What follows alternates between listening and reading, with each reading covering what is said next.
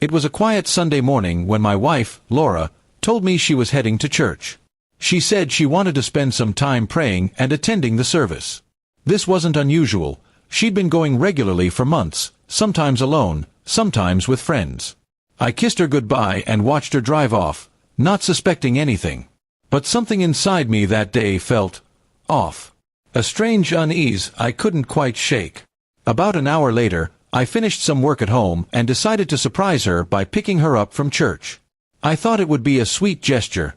Maybe we could go for breakfast afterward. I grabbed my keys and drove toward the church she usually attended. The streets were quiet, and when I arrived, I parked right outside.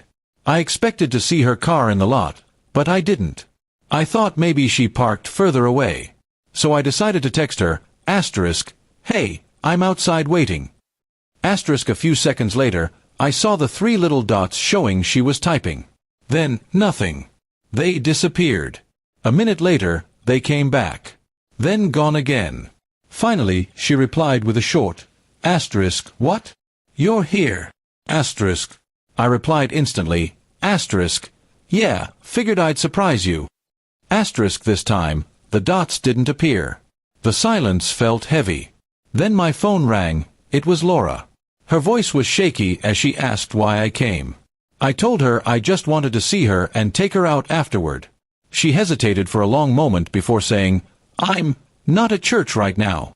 That sentence hit me like a punch. I asked her where she was, and she stammered something about being with a friend.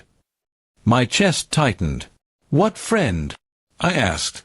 She mumbled a name I didn't recognize and quickly said she'd be home in a bit. I didn't argue. I simply said, "I'll wait here." The pause after that was deafening. Then she hung up. 10 minutes later, I saw her car pull into the church parking lot from the opposite direction. She was wearing jeans and a blouse, not her usual Sunday dress. And she wasn't alone. A man was in the passenger seat. The moment she saw me standing outside my car, her face went pale. The man stayed in the car, avoiding eye contact. She got out, forcing a smile.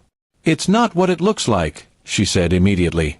I raised an eyebrow and glanced at the man still sitting inside her car. My voice was calm, almost too calm. "Then explain it to me." She opened her mouth, closed it again, then sighed. The man eventually got out, muttered a quick "sorry," and walked away toward another car parked down the street. I asked her straight out if she'd been lying to me about going to church. She looked down at the ground and admitted, "I needed some space, and I've been talking to someone." The words, "talking to someone," sounded like a pathetic cover. I told her she had one chance to be honest. She whispered, "It's more than talking." My heart sank, but my voice stayed steady. I told her I'd already suspected something for weeks. The late-night phone calls, the sudden excuses, the distant attitude. I just needed proof. Today, I got it. Her hands trembled, and she kept saying she was sorry, that it just happened. But I wasn't buying the accidental narrative. I told her to go home alone. She begged me to talk, to hear her side, but I was done listening. I needed time to think without her manipulations. I drove away, leaving her standing in the parking lot. My phone kept buzzing with her calls, but I ignored them. When I finally got home, I sat in silence for a long time. Anger, hurt, and disbelief tangled in my mind. I knew I had to make a choice, confront this head-on or walk away entirely. That night, I told her to stay at her sister's place. I needed distance. The next day, I went through our phone records and saw multiple calls and texts to the same unknown number. Some were late at night, some during work hours. That was all the confirmation I needed. I confronted her with the evidence, and she finally admitted she'd been seeing him for 2 months. Her excuse: she felt unappreciated and lonely. I told her if she felt that way, she could have talked to me, not betrayed me. Trust, once broken, is hard to rebuild. I wasn't sure I even wanted to try. By the end of the week, I'd packed some of my things and told her I was staying with a friend. I didn't know what the future held, but I knew one thing: the woman who stood in that parking lot, frozen when she saw me, wasn't the same person I married. And I wasn't sure she ever would be again.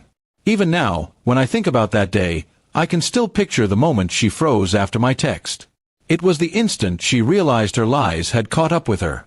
And in that moment, I knew, the truth always has a way of showing up, whether you're ready for it or not.